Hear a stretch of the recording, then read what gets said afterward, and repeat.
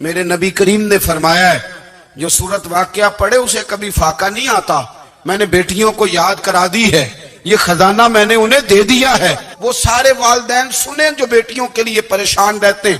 حضرت عبداللہ ابن مسعود نصیحت کر رہے ہیں, فرمانے لگے میں نے سورت واقعہ یاد بھی کرا دی ہے, پڑھنے کی عادت بھی ڈال دی ہے. حضور نے فرمایا ہے جو سورت واقعہ پڑھے اسے فاقہ نہیں آتا. کہنے لگے چاند تو اپنی جگہ چھوڑ سکتا ہے, سورج گر سکتا ہے, تارے ٹوٹ سکتے ہیں, پر مدینے والے رسول کی بات غلط نہیں ہو سکتی. حضور نے فرمایا فاقہ نہیں آئے گا تو انشاءاللہ کبھی بھی نہیں آئے گا. کرنے کا کام یہ ہے کہ ہم اپنے معاملات, اپنی عبادات, اپنی دعائیں کبھی 10 منٹ عادت ہو جائے نا دعا مانگنے کی علیحدہ سے رات کو. حضور نے فرمایا جو فرض نماز کے بعد دعا مانگے اللہ اس کی قبول کر لیتا ہے. نبی پاک صلی اللہ تعالی علیہ وسلم نے فرمایا اللہ مسافر کی دعا قبول فرماتا ہے. حضور نے فرمایا اللہ مظلوم کی دعا قبول فرماتا ہے. حضور نے فرمایا بیمار سے دعا کراؤ اللہ اس کی دعا قبول فرماتا ہے. میرے نبی پاک نے فرمایا ماں باپ جب بھی اولاد کے لیے ہاتھ اٹھائیں, ویسے تے بلے شاہ تو آسمانی اڑ دیا ہی پھڑ دیں, جڑا گھر بیٹھا انہوں بڑھیا ہی نہیں. حضور فرمانے لگے ماں باپ جب بھی اولاد کے لیے دعا فرمائیں اللہ ان کی دعا کو قبول کرتا ہے. دعا کی بڑی طاقت ہے. میرے نبی پاک نے فرمایا دعا مومن کا ہتھیار ہے. دعا مومن کا. حضور نے فرمایا تقدیر کو سوائے دعا کے کوئی چیز نہیں بدل سکتی. دعا مومن کا ہتھیار ہے, یہ کافر کے پاس کوئی نہیں, یہ ہتھیار ہے مومن کا. اللہ کرے آپ کو سمجھ آئے. پھر سنیں کئی بار کہہ چکا ہوں یہ ہتھیار ہے. کافر کے مقابلے میں جو تیرے پاس سب سے بڑا ہتھیار ہے وہ دعا ہے. دعائیں کرانی چھوڑ دی, کرنی چھوڑ دی, لینی چھوڑ دی. حضرت سیدنا انس بن مالک رضی اللہ تعالیٰ عنہ فرمایا کرتے تھے میں نے وہ رنگ دیکھا ہے جب حضور دعا مانگتے تھے اور حضور کی مقدس آنکھوں میں آنسو بھی ساتھ ہی بہا کرتے تھے. میں نے وہ انداز دیکھا. تو صلاح الدین ایوبی بزرگ سے کہنے لگے آپ بھی دعا کیجئے, اور خود رونے لگے اور سر سجدے میں رکھ کے رونے لگے, اور عشاء سے لے کر فجر تک روئے, خوب روئے. صبح وہ بزرگ آئے تو صلاح الدین ایوبی کا خوبصورت اور ہنستا ہوا چہرہ دیکھا. کہنے لگے آپ بڑے خوش ہیں, رات تو میں نے بڑے روتے ہوئے دیکھا تھا. تو کہنے لگے حضور وہ جو بحری بیڑا آ رہا تھا نا وہ پانی میں ڈوب گیا ہے, اب وہ نہیں آ رہا, ابھی خبر آئی ہے تو میں بڑا خوش ہوں. بزرگ کہنے لگے اٹھ سینے سے لگ اور سن ایک بات, وہ بحری بیڑا پانی میں نہیں ڈوبا, وہ تیرے آنسوؤں میں ڈوب گیا ہے. وہ جو تو رات رویا ہے نا رب کریم کی بارگاہ میں تو وہ ڈوب گیا ہے. بھائی اپنا مصلی کا, عبادت کا, وظائف کا, اللہ کا سلسلہ اس کو مضبوط کرے, اپنی دعاؤں کے تعلق کو مضبوط کرے. دعائیں بڑے انقلاب برپا کر دیتی ہیں. ہم تھوڑے نا جب سے خشک ہوئے ہیں نا, خشک, اور میری تو جماعت ہی صوفیاء کی جماعت تھی. ہم تو داتا علی اجمیری کی جماعت سے, ہم تو خواجہ اجمیری کی جماعت سے, ہم تو شیخ احمد فاروق سرہندی کی جماعت سے, ہم تو صوفیاء کی جماعت. ہماری جماعت نے بھی وہ تعلق جو ہمارے بزرگوں نے بنایا تھا. بزرگ اللہ کے قریب کیسے جاتا ہے؟ تو ہمارے یہاں نا بہت سارے لوگ کہتے ہیں جی نظر ہو گئی تو کام ہو گیا. بھئی جو بخاری مسلم میں طریقہ ہے نا اللہ کا قرب پانے کا وہ تو نفل ہے. ہمارے ہاں تسبیحات پڑھ لی جاتی ہیں اگر کبھی موقع ملے, لیکن وہ خاص انہماک, وہ خاص شوق, وہ خاص ذوق اللہ تبارک و تعالیٰ کی عبادت کا. ایک ہوتا ہے نماز پڑھنا, ایک ہوتا ہے اہتمام کے ساتھ نماز پڑھنا, یعنی ذرا وقت پہ اٹھنا, ذرا صحیح کر کے وضو کرنا, ذرا شوق سے مصلی بچھانا. ایک ہوتا ہے تسبیح پڑھ لینا, اور ایک ہوتا ہے ذرا تھوڑا سا نا شوق کے ساتھ اللہ کو یاد کرنا. آپ کبھی جو میں نے آیہ کریمہ پڑھی اس کی آپ شان نزول دیکھیں. نبی کریم صلی اللہ تعالی علیہ وسلم کے نا کچھ صحابہ اللہ کی محبت کے شوق میں حضور کی بارگاہ میں حاضر ہوئے, اور انہوں نے آ کے عرض پتہ کیا کیا, عرض کرنے لگے یا رسول اللہ صلی اللہ تعالی علیہ وسلم سالوں بیت گئے ہیں سجدے کرتے ہوئے, حضور سالوں بیت گئے ہیں تسبیح پڑھتے ہوئے, سالوں بیت گئے کہتے ہوئے کہ سبحان اللہ وہ پاک ہے.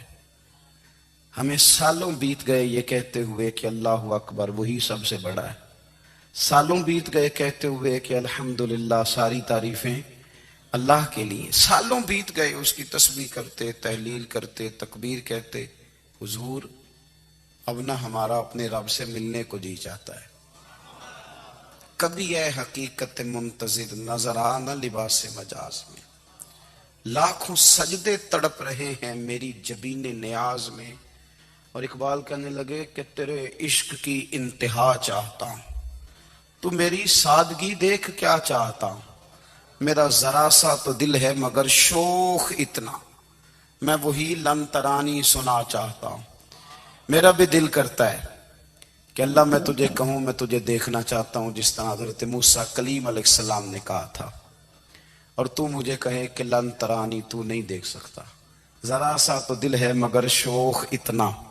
میں بھی وہی لن ترانی سنا چاہتا ہوں. پھر کہنے لگے بھری بزم میں راز کی بات کہہ دی. بڑا بے ادب ہوں سزا چاہتا ہوں. دیکھو سب لوگوں کے بیچ ہی میں نے یہ کہہ دیا. میرے عزیز صحابہ نا شوق میں کتنے سارے لوگ ہیں. آپ کتنی ماشاءاللہ بڑی تعداد میں آپ آئے. ہم بھی کبھی اس شوق میں گئے ہیں کہ ہمارے رب کو دیکھنے کو دل چاہتا ہے. ہمارا جی چاہے وہ کبھی ہمیں ملے. ہم کبھی اس کی زیارت کریں. اس کی بارگاہ کرم میں ہم حاضر ہوں.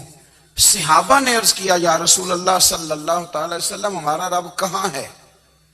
ہمارا نا اپنے رب کو دیکھنے کو جی چاہتا ہے. جب صحابہ نے یہ عرض کیا تو اللہ نے قرآن مجید نازل کیا. فرمایا وَإِذَا سَأَلَكَ عِبَادِي عَنِّي فَإِنِّي قَرِيبٌ. محبوب جب میرے بندے آپ کی بارگاہ میں آ کے میرے بارے میں پوچھے نا تو ان سے کہہ دینا میں ان کے قریب ہی ہوں. قریب ہی ہوں. دلیل کیا ہے؟ بھائی اذا دان یہ جب بھی مجھ سے دعا مانگیں گے میں ان کی دعاؤں کو قبول فرماؤں گا. میں ان کے قریب ہوں. میں ان کے قریب ہوں. یہ جب بھی دعا مانگیں گے نا میں قبول کروں گا. میں ان کے قریب ہوں. اللہ تبارک و تعالیٰ کے بندے اللہ سے محبت کرتے, رب کی بارگاہ میں جھکتے, اس کو اپنے دکھ سناتے, اس کے پیارے محبوب صلی اللہ تعالیٰ علیہ وسلم کا وسیلہ لے کے اس کے حضور حاضر ہو جاتے, پیشانیاں سجدوں سے روشن ہوتی. ہم نہ ہر چیز کے لیے وقت نکالتے ہیں, ہر چیز کے لیے, لیکن عبادت کے لیے وقت نہیں نکالتے. ہر شے آباد ہے, ہر شے. ہماری فیس بک بھی آباد ہے, واٹس ایپ بھی آباد ہے, ہمارے ٹویٹر بھی آباد ہیں, ہماری ہر چیز آباد ہے. سب سے کم آباد ہمارا مصلی رہ گیا ہے, سب سے کم. وہ لوگ اب ڈھونڈنے سے ملتے ہیں جن کی بغل میں مصلی ہوتا تھا. میرے بھائی آپ کتنا کو دنیا کے پیچھے بھاگو گے تھکا دے گی, کتنا دولت کے پیچھے بھاگو گے تھکا دے گی. آپ جب اپنی زندگی میں جمع تفریق کرو گے نا تو مرتے وقت احساس ہوگا کہ سارا کچھ تو لوگوں کے لیے کیا, اپنے لیے تو کر ہی کچھ نہیں سکے. اور ہم عبادت کے معاملے میں بہانے بازی بھی کرتے ہیں. ہم کہتے ہیں اوہو رزق کمانا بھی تو عبادت ہی ہے نا, تو میں حلال روزی کے لیے جا رہا ہوں, یہ بھی تو عبادت ہے نا. میری طرح کے لوگ کہہ دیتے ہیں کہ میں سویرے اٹھ کے مدرسے میں کچھ اسباق دیکھتا ہوں تو یہ بھی تو عبادت ہے.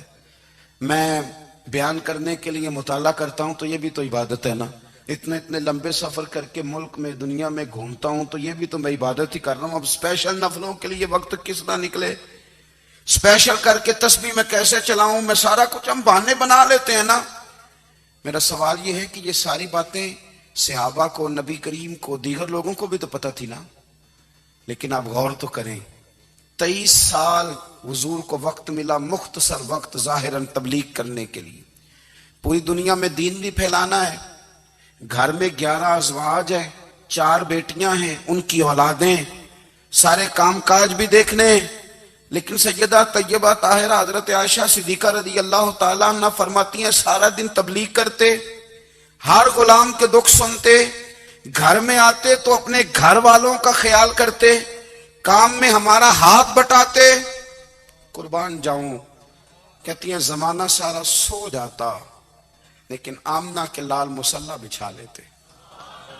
دنیا سو گئی ساری، سب سو گئے، جو خدام تھے وہ جو غلام تھے وہ سو گئے. صحیح مسلم میں لفظ ملیں گے، سیدہ پاک فرماتی ہیں او میرے نبی کے غلاموں، میں نے یہ رنگ بھی دیکھا ہے کہ حضور نے اتنا کھڑے رہے، اتنا قیام کیا، اتنا قیام کیا کہ مقدس پیروں میں ورم آ گئے، سوج گئے پیر. اتنے بڑے دل پہ ہاتھ رکھ کے نہیں بتا سکتا کہ میرے کبھی نماز میں پیر سوج گئے ہوں، کوئی نہیں بتا سکتا. بچوں کی روٹی کماتے تھک گئے بات الگ ہے، ہم سیر کرنے گئے تو تھک گئے بات الگ ہے، لیکن عبادت میں یہ بھی تو مسلم شریف ہے نا، یہ بھی تو دین ہے نا، یہ بھی تو حضور کی سنت ہے، یہ بھی تو وہ چیز ہے جو کریم کی آنکھوں کی ٹھنڈک ہے. سیدہ فرماتی ہیں پیروں میں ورم آ گئے اور ساری رات ہی حضور نے نماز پڑھی اور ایک ہی آیت بار بار دہرائی. مسجد نبی میں بلال حبشی نے فجر کی اذان دے دی اور حضور ابھی مصلی پہ تھے. کریم فارغ ہوئے، میں نے عرض کی یا رسول اللہ صلی اللہ علیہ وسلم، آپ کے تو صدقے اللہ اگلے پچھلوں کے گناہ معاف کرے گا، تو آپ اتنی آہوزاری کیوں فرماتے ہیں؟ آپ تو شفیع ہیں، آپ تو انبیاء کے امام ہیں. تو حضور نے فرمایا عائشہ تم نے گنوایا ہے نا میرے اللہ کی مجھ پر کتنی رحمت ہے. افلا اکون عبدا شکورا، فرمایا اگر اس نے اتنی نعمتیں دی ہیں تو کیا میں اس کا شکر گزار بندہ نہ بنوں؟ میں شکر گزار بندہ نہ بنوں اس کا؟ پھر اگر اتنی نعمتیں اس نے دی ہیں، مجھے اتنا نوازا ہے، تو پھر میں اس کے سامنے سجدے نہ کروں؟ او میرے بھائی، بڑے قابل فخر لوگ ہیں ہم کہ ہم نبی پاک کے غلام ہیں. ہم قابل فخر ہیں کہ نبی کریم کے غلام ہیں. کیا کبھی اس غلامی کے شکرانے میں بھی 2 نفل پڑھے کہ یا اللہ تیرا شکر ہے تو نے ہمیں حضور کا غلام بنایا ہے؟ یاد رکھیں کہ اپنی روحانی زندگی کو آباد کریں، استغفار پڑھیں، تسبیحات کریں. بھائیو آپ خیال رکھیں گے، غور کریں گے.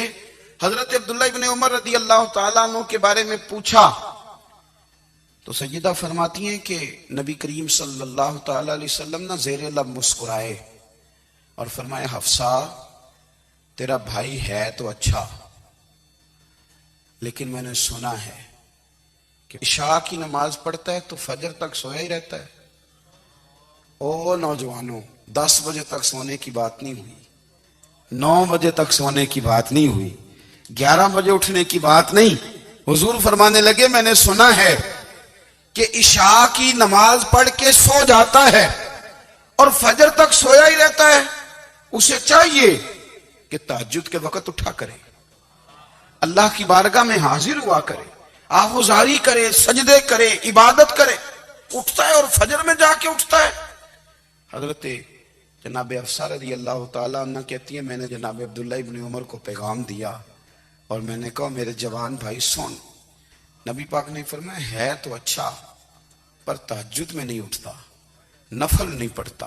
او میری ملت کے جوانوں، مزہ نہیں آ جاتا جب ساری دنیا سوئی ہو، ساری دنیا، اور بستر بھی گرم ہو اور نیند بھی پورا غلبہ کر رہی ہو، اور اچانک گھنٹی بجے دماغ میں، آنکھ کھلے، گھڑی پہ نظر پڑے، 3:30 4 بجے کا پیغام گھڑی بتائے، اور کوئی چڑھتی جوانی والا اٹھ کے وضو کرے، اور جب وہ مصلی کھول کے بچھائے تو مدینے والے محبوب کہتے ہیں کہ ہر نماز پہ رب ثواب دیتا ہے، اور جو اٹھ کے تہجد کی نماز پڑھے اسے دیکھ کے تو رب مسکراتا ہے، جو اس کی شان کے لائق ہے، جو اس کی شان کے لائق، وہ مسکراتا ہے، خوش ہوتا ہے کہ میرا بندہ تہجد میں اٹھ گیا، وہ مسکراتا ہے. کاش ہماری صبحیں کبھی اپنے مالک کے نام ہو جائیں. کاش کے صبحیں. حضرت ابو الحسن رحمت اللہ تعالی علیہ حضرت معاذ ابن جبل رضی اللہ تعالیٰ عنہ کے پاس بیٹھا کرتے تھے.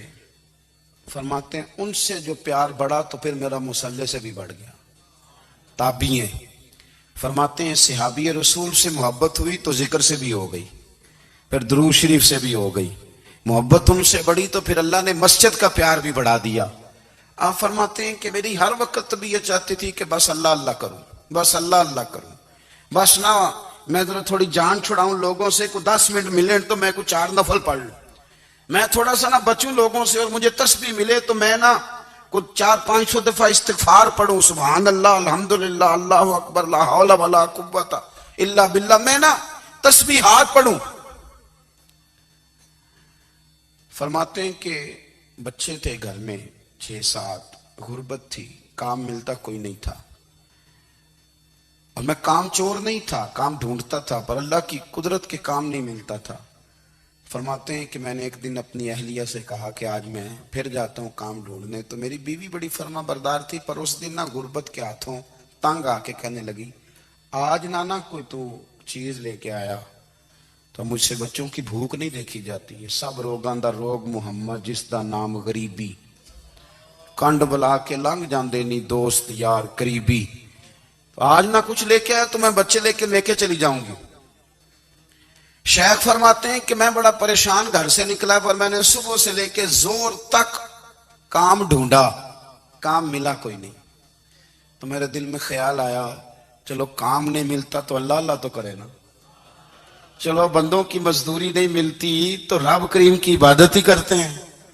فرماتے ہیں کہ میں نے نا فرات کے پانی سے وضو کیا، نہر کے، شدید دھوپ تھی، ساتھ ریت تھی اور ریت تپ رہی تھی، میں نے اپنا رومال وہیں مصلی کے طور پر بچھا لیا، اور فرماتے ہیں کہ زور سے لے کر عصر تک نماز پڑھی، دھوپ بھی پورے زور پہ، پر میرے سجدے کا ذوق بھی پورے زور پہ۔ فرماتے ہیں سورج بھی چمک رہا ہے اور رب کی عبادت کا ذوق بھی پورے زور پہ، میں سجدہ کروں تو پھر میرا اٹھانے کو جی نہ چاہے۔ میرے استاد لکھا کرتے تھے، یہ ان کا شعر ہے، وہ کہا کرتے تھے مجھے سوز دے، مجھے ساز دے، اور مجھے نیم شب کا نیاز دے، دم سجدہ خود کو میں توڑ دوں، مجھے ایسا ذوق نماز دے، اور میں تیری بہار کا پھول ہوں، میں کھلا بھی ہوں تو تیرے لیے، مجھے میری شاخ سے توڑ لے، مجھے اپنی زلف کا ناز دے۔ بھائی فرماتے ہیں کہ عصر تک میں نے نفل پڑھے، دل ڈھلنے لگا، عصر کی نماز پڑھی اور میں وہاں سے چلا۔ اب میں جب نکلنے لگا تو دل میں خیال آیا کہ چھوٹی چھوٹی دیواریں ہیں گھر کی، بغیر کچھ لیے جاؤں گا تو بیوی دور سے دیکھے گی تو شور کرے گی کہ پھر خالی ہاتھ آ گیا ہے۔ کہتے میں نے اپنے اسی رومال میں جس میں میں نے نماز پڑھی تھی نا، رومال میں کیا عقیدے پنجابی جو صافہ کہتے ہیں، اسی میں نا میں نے کچھ ریت بھر لی کہ وہ دور سے دیکھے گی تو سمجھے گی کچھ لے کے آیا ہے، چلو جا کے اسے بتا دوں گا کہ آج پھر مزدوری نہیں ملی۔ کہتے ہیں وہ ریت لے کر جب میں گھر میں گیا تو پہلے بیوی دروازے پہ کھڑی ہوتی تھی، پوچھتی تھی خالی ہاتھ آ گئے ہو؟ آج میں نے دیکھا تو ہے ہی کوئی نہیں۔ فرماتے ہیں میں اندر داخل ہوا، سلام لی، ایک کونے میں میں نے وہ رومال رکھ دیا اور میں نے آواز دی کہ بھلی مانس کہاں ہو؟ تو وہ کہنے لگی آپ منہ ہاتھ دھو لیں، میں روٹی لے کے آئی۔ میں نے کہا روٹی کہاں سے آ گئی؟ یہاں تو کئی دنوں کے فاقے، تو کئی دنوں کی غربت ہے، یہاں تو اس گھر میں تو فقیری ہے۔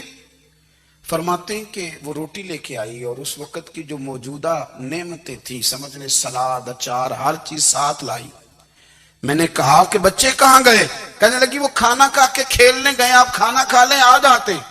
کھانا اس نے چن لیا۔ میں نے حیرت انگیز لہجے میں ساری نعمتیں اپنے دسترخوان پہ دیکھ کر کے بیوی سے پوچھا یہ کہاں سے آیا کھانا؟ بچوں کو تو نے کہاں سے کھانا کھلایا؟ یہ سارا کچھ کیسا ہے؟ تو کہنے لگی پتہ نہیں آج آپ کس کریم کی مزدوری کرنے چلے گئے تھے، پتہ نہیں کس کریم کی، میرے گھر میں تو اتنی نعمتیں آئی ہیں کہ مجھ سے سنبھالی نہیں جا رہی، اتنا اناج ہے، اتنا گندم ہے، کس کریم کے دروازے آج چلے گئے تھے؟ یہ کہتے کہتے وہ اٹھی اور اٹھ کر کے کہنے لگی پہلے بڑا کچھ آیا تھا، اب کیا لے آئے ہو؟ اور جا کر کے نا اس نے وہ ریت والا رومال کھولا، کہنے لگے میں تو لے کے آیا تھا ریت، تو میرے رب نے اسے بھی سونے اور ہیرے بنا دیا تھا۔ جب آپ کی توجہ اللہ کی جانی، میرے نبی پاک صلی اللہ تعالی علیہ وسلم نے فرمایا ہر چیز اپنے رب سے مانگ، ہر چیز مانگ، ہر چیز مانگ۔ یا رسول اللہ کیا کچھ؟ میرے محبوب نے فرمایا تیرے گھر میں نمک بھی ختم ہو جائے تو وہ بھی اپنے رب سے مانگا کر۔ تو مانگنا وہ تجھے دے گا، تو اس کی بارگاہ میں کشکول طلب دراز تو کرنا۔ اور ترمذی شریف میں عجیب لفظ ہے، رسول کائنات نے فرمایا، رب کریم فرماتا ہے جب میرا بندہ ہاتھ اٹھاتا ہے نا تو مجھے حیا آتی ہے کہ میں خالی کیسے لوٹا دوں اس کے۔ اتنے بڑے بادشاہ کی بارگاہ میں، او بھائی لوگوں سے عزتیں تلاش کرتے ہو تو وہ کیا تمہیں عزت دیں گے؟ وہ تو کل اچھا کہتے ہیں پرسوں برا کہنے لگ جاتے ہیں۔ لوگوں کے سامنے گڈ بک میں آنا چاہو گے تو وہ تو سویرے تمہارے بارے میں کچھ کہیں گے، شام کچھ اور کہیں گے۔ اپنی روحانی زندگی آباد کریں، اپنے مسلح کو وقت دیں، اور دنیا سے چھپ کر اس موبائل کو بند کر کے اور اپنے آپ سے بھی چھپ کے اور تنہا ہو کے چھپا کے سارا کچھ اپنے آنسو اپنے رب کی بارگاہ میں پیش کریں، اس کے حضور حاضری دیں۔ سنو نا ترمذی کی حدیث، اور اسے یاد رکھنا، نبی پاک علیہ السلام نے فرمایا اپنے دکھ لوگوں کے سامنے نہ بیان کر دو، سیٹھوں نوابوں کو نہ بتاتے پھرنا، دنیا داروں کے سامنے جا کے نہ رونا کہ میں تکلیف میں ہوں، پر میں اگر دنیا داروں کو دکھ بتاؤ گے رب تمہیں کبھی غنی نہیں کرے گا۔ اور لوگ ہیں کہ الٹا مذاق اڑائیں گے آپ کی، جس سے بڑی پکی یاری ہے نا، پکی، وہ تب تک پکی ہے جب تک آپ نے 50,000 مانگا نہیں، اور جس وقت آپ نے کہہ دیا کہ میں مجبور ہوں میری مدد کر تو پھر ختم ہو گئی دوستی۔ لوگوں کی تعلقات آپ کے ساتھ تب تک ہیں جب تک آپ ان سے کوئی ضرورت وابستہ نہیں کرتے۔ کریم محبوب فرمانے لگے بندوں کے سامنے دکھ نہ بیان کرنا، اللہ تجھے کبھی غنی نہیں کرے گا۔ تو اپنے دکھ اپنے رب کو بتا، تو دعائیں مانگ، تو اس کی بارگاہ میں حاضر ہو، تو اس کے حضور عرض کر۔ فرمایا اپنے دکھ اپنے رب کو بتا، وہ جلدی کرے یا دیر سے کرے تجھے ساری دنیا سے بے نیاز کر دے گا، تجھے کسی کا محتاج نہیں رہنے دے گا۔ اپنے مسلح کو، اپنی دعاؤں، ایک بزرگ فرماتے میں نے دعا مانگنے کا طریقہ اپنی بیوی سے سیکھا، دعا مانگنے کا طریقہ اپنی، سیکھنے والے تو اپنے بچوں سے بھی سیکھ لیتے ہیں، سیکھنے والے تو ہر ایک سے سیکھتے ہیں۔ وہ کہتے ہیں میں نے دعا مانگنے کا سلیقہ اپنی بیوی سے سیکھا ہے۔ حضرت وہ کس طرح؟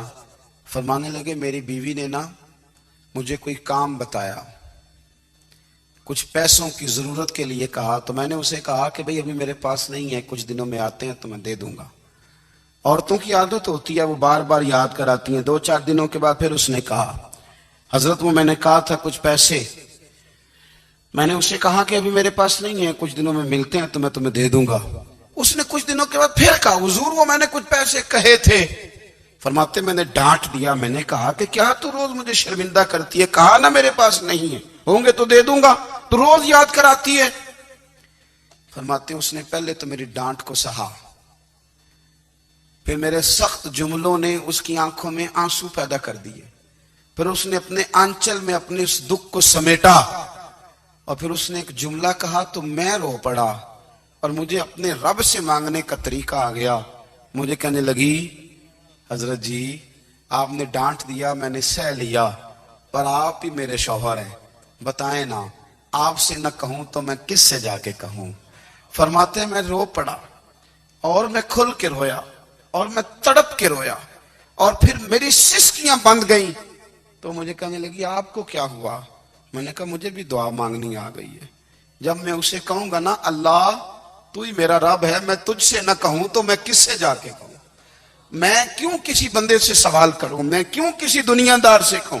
میں تیرے بندوں کا، نیک بندوں کا وسیلہ لے کے، تیرے محبوب کی غلامی لے کے تیری بارگاہ میں آئیں، تجھ سے نہ مانگوں تو کس سے مانگوں؟ سمجھ آ گئی ہے، جب میں اس رنگ میں مانگوں گا تو پھر رب میرے اوپر بڑا ہی فضل فرمائے گا، وہ میرے اوپر بڑی رحمت کرے گا، وہ میرے لیے آسانیاں کرے۔ عزیز دوستو، ہم اس طرح کرنے لگ گئے ہیں کہ ہم نے نا اپنے تعلقات پر اعتماد کرنا شروع کر دیا ہے۔ میرے تعلقات بہت ہیں، ہم نے اپنی دولت پر اعتماد کرنا شروع کر دیا ہے، میرے پاس دولت بہت ہے، ہم نے اپنے علم پر، اپنی شہرت پر اعتماد کرنا شروع کر دیا ہے کہ میرے پاس فلاں چیز بہت ہے۔ یاد رکھنا جب بے نیاز اپنی صفت بے نیازی دکھاتا ہے تو بڑی بڑی دولتوں والے مجبور نظر آتے ہیں۔ بھائیو جب انسان کا رشتہ اپنے مالک کے ساتھ ہوتا ہے پھر تو غم بھی کچھ نہیں کہتے، پریشانیاں بھی کچھ نہیں کہتی، پھر تو زندگی صبر والی، پھر تو زندگی توکل والی، پھر تو زندگی بھروسے والی، پھر انسان اپنے آپ کو رسوا نہیں کرتا، دنیا داروں سے امیدیں اس کی ختم ہو جاتی، امیدیں اللہ رسول سے لگا لیتا ہے، مضبوط ہو جاتا ہے، مضبوط، طاقتور ہو جاتا ہے، خوددار ہو جاتا ہے، باوقار باعزت ہو جاتا ہے۔ حضرت بہلول دانا رحمت اللہ علیہ بیٹھے تھے تو ہارون رشید حج کر کے آ رہا تھا، تو رستے میں حضرت شیخ سے ملاقات ہو گئی، تو السلام علیکم کے بعد کہنے لگا حضور کوئی حکم ہو تو بتائیے گا۔ تو حضرت بہلول دانا فرمانے لگے تیرا رب کون ہے؟ اس نے کہا اللہ۔ تو فرمایا میرا کون ہے؟ کہا اللہ۔ فرمانے لگے تو بڑا ہی بیوقوف ہے، کیا تو یہ سمجھتا ہے کہ رب ہارون رشید کو تو دے گا اور بہلول دانا کو بھول جائے گا؟ تیرا بھی وہی رب ہے، میرا بھی وہی رب ہے، اس نے اگر تجھے دے کے آزمایا ہے تو ہو سکتا ہے مجھے نہ دے کے آزما رہا ہو، جب اس کی حکمت کے تقاضے ہوں گے تو عطا کرے گا اور دے گا، تو جا اپنا کام کر۔ بھائی اپنی روحانی زندگی، اپنی عبادات، اپنے وظائف، اپنے روزمرہ کے معاملات، اپنی دعائیں، اپنا استغفار، دیکھو کوئی مشکل کام تو نہیں، 2 رکوع ہیں سورہ واقعہ کے، اگر رات کو پڑھ لی جائے تو۔ میں کس طرح یہ بات بیان کروں کہ تعویذ بانٹنا آسان ہے اور وظیفہ بتانا مشکل ہے؟ سارا دن تعویذ بانٹیں تو لوگ لینے کو تیار ہیں، اور اگر آپ وظیفہ بتائیں تو کہتے ہیں تو مشکل کام ہے۔ او خدا کے بندے، اگر آپ کا تعلق قرآن پاک کے ساتھ مضبوط ہو، قرآن پاک کے ساتھ اگر آپ کا رشتہ ہو، لوگ سفارشیں ڈھونڈتے ہیں نا دنیا میں، کوئی تعلق مل جائے تو میرا کام ہو جائے، دنیا میں اتنا مشکل معاملہ ہے، آخرت میں مجھے بتائیے گا کتنا مشکل معاملہ ہوگا۔ میرے نبی پاک صلی اللہ تعالی علیہ وسلم نے فرمایا جو لوگ سورہ ملک پڑھا کرتے تھے نا، سورہ ملک، یہ سورت ملک قیامت میں ان کی سفارش کرے گی، اور اس طرح کرے گی کہ کہے گی اے اللہ یہاں اس بندے کو جنت میں داخل کر دے یا مجھے قرآن پاک سے علیحدہ کر دے، تو رب فرمائے گا جا اس کا دامن تھام کے اسے جنت تک پہنچایا۔ آپ بات کو سمجھیں، جب آپ کے تعلقات اپنے معاملات کے ساتھ مضبوط ہوں گے، یہ نبی کریم نے وعدہ کیا ہے کہ تو سورت واقعہ پڑھ تیرے گھر میں فاقہ نہیں آئے گا۔ حضرت عبداللہ ابن مسعود رضی اللہ تعالیٰ عنہ بیمار تھے تو حضرت عثمان غنی رضی اللہ تعالیٰ عنہ تیمارداری کے لیے تشریف لے گئے، اور جا کر کے کہا کہ آپ بڑے بیمار ہیں، آپ کی بیٹیاں زیادہ ہیں، میں چاہتا ہوں کہ خزانے میں سے کچھ مدد کروں۔ تو سیدنا عبداللہ ابن مسعود رضی اللہ تعالیٰ عنہ اٹھ کے بیٹھ گئے اور کہنے لگے امیر المومنین، اللہ آپ کو میری طرف سے، میری بیٹیوں کی طرف سے بہتر صلہ دے، میری بیٹیوں کو کسی خزانے کی ضرورت نہیں، میں نے انہیں خزانہ دے دیا ہے۔ کہا جناب آپ نے کون سا خزانہ دیا ہے، میں آپ کے مالی معاملات کو جانتا ہوں۔ تو فرمانے لگے امیر المومنین